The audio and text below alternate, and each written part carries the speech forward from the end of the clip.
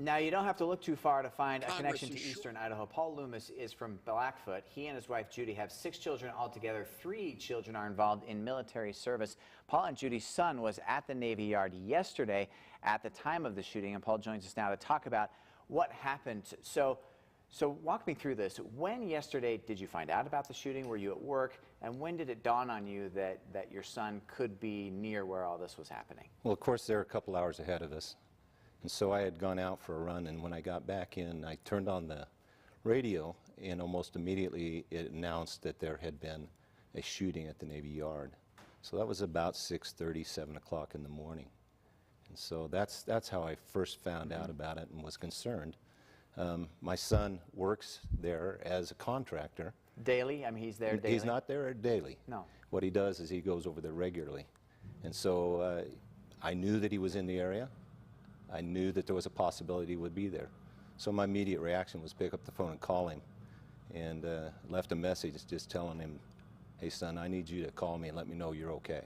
How long did that process take? Because I know that when there are big events like this, whether it's the marathon bombing in Boston, a lot of people start to make those phone calls to check on loved ones, and it just clogs the system. So how long was it before you were able to hear back? Well, the key is that you know, once you go into the Navy Yard, you leave your cell phone outside. They are pretty restrictive about what you can take in there. And so that was about, like, say, 6:30, 7 o'clock. Well, they're, you know, a couple hours ahead of us. So about 5 o'clock that evening, we finally got a message from him that all was well. That must have been a rough day. It was a long, tiring day. A lot of prayers, a lot of concern. We were pleased to hear from him. And so how did he describe what happened at the Navy Yard with his experience? Well, he actually was on the first floor. As we understand, or what I understand, is that the shooter went up to the 4th floor and was overlooking the area there. They were in a meeting room, and of course they heard the shots. They went to the door. There was a call by one of the security guards that there was a shooter in the building. They started to make their way towards the front of the building where that was at. They heard additional shots. He moved to the back of the building, and they were able to exit an emergency door. Interesting enough, when he opened that door, that's when the alarm system started to work, the fire alarm system. He actually told me, you know, he had passed several fire alarms, not thinking that would have been a wise thing to do to pull those. But when they opened that, that's when they made it outdoors. Then the building began everybody began to come out. Yeah. Let's switch gears a little bit. Glad everybody's okay. I imagine he was shaken up a little bit, but otherwise okay. I'll tell you, you know, as a parent, and particularly as somebody that's served in the military, you know, there are so many that are in harm's way every day. This is such a tragic event for people that are part of that community.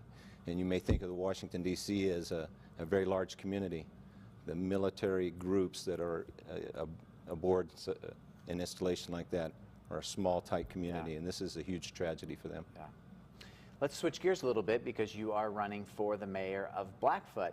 We've got a list of some of the candidates, or all of the candidates that are running. It's kind of a long list, including Kurt Ricks, who is reported by the Blackfoot Morning News is now an official write-in candidate. So let's talk about that. What motivated you to get in the race to run for the mayor of Blackfoot? Well, first of all, is just the fact of service. It's kind of been our family trait. As you mentioned, I've got 3 children that are actively involved, and then I have 3 other children that are also involved, and just as proud of them, I can tell you that. But what really motivated me is that I looked at that, I said that that's something that I can do, that I can give back to my community that I love, and I wanted to do that.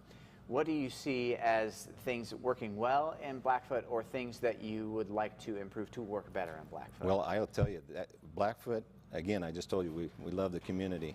There's a lot of things working well in Blackfoot. The current mayor has done a great job. I think the majority of people in Blackfoot would say that. But as far as what I would focus on is, you know, the integrity of Blackfoot itself. We want it to be a place that is safe, a place that is good for children and families. I would focus mostly on the infrastructure, the